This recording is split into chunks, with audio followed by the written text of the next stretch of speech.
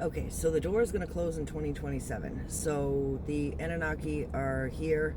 Obviously, they've been here the whole time. But as their, gets closer, it's going to cause some cataclysm stuff. It's going to cause some stuff. Everything is timeline dependent. As everything gets closer to wrapping things up, it may look more chaotic at times. We may go up and down, where you're on different timelines, maybe even daily.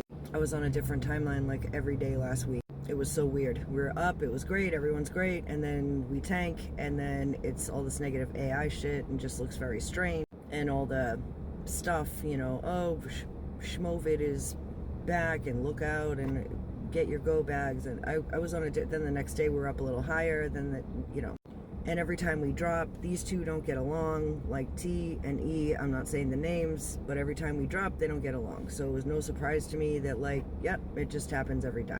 So everything is timeline dependent. What you see around you, your personal life, what you see going on in the world, what you see in your, daily life, it's all timeline dependent. So when we're down, everything sucks. When we're up, things just flow and all that stuff is gone.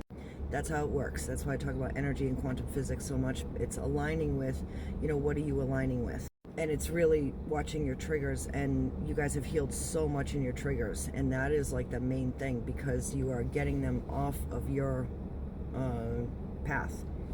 You're getting out of, or getting others out of this samsara, like stuck cycle.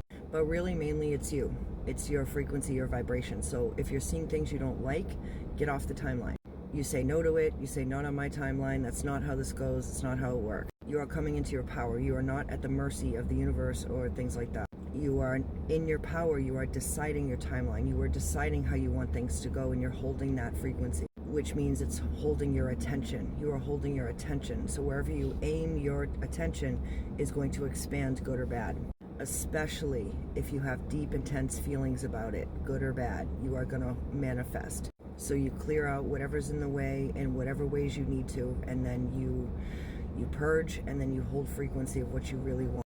So we're going through waves of where people are coming online with their power, or they are awakening to things that are happening, much to their chagrin, on how things really are.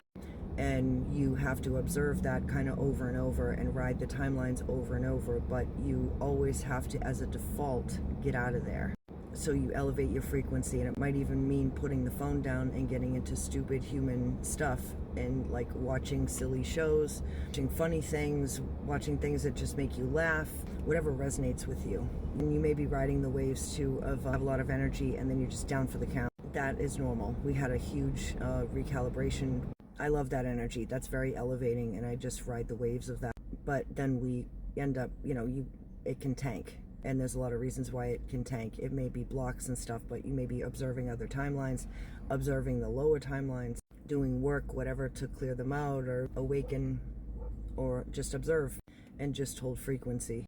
But it's super important for you to always just keep recalibrating and elevating. And if you need to sleep, get your sleep, and don't feel bad about it. So engage in the things that you want, or at least the feelings that you want, on purpose. Be in those feelings now. If you don't like the timeline, get off of it. Use your power. That's what you came here to do. Love you. Till the next one.